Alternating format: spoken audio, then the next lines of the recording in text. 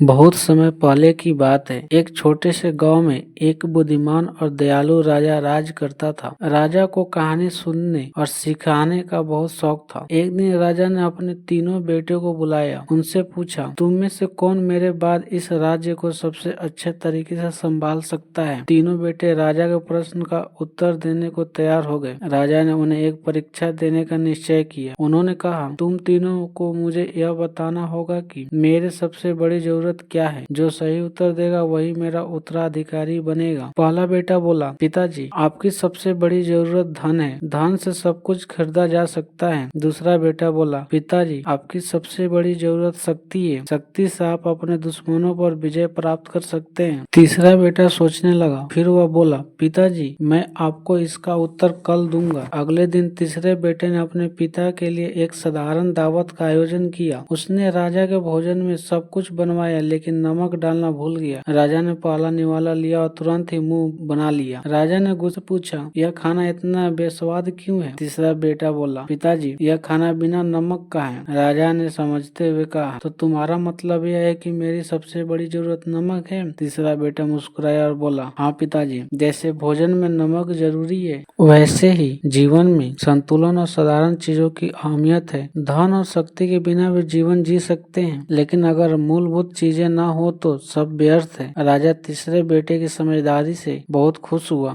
उसे राज्य का उत्तराधिकारी बना दिया। जीवन में साधारण और मूलभूत चीजों का महत्व सबसे अधिक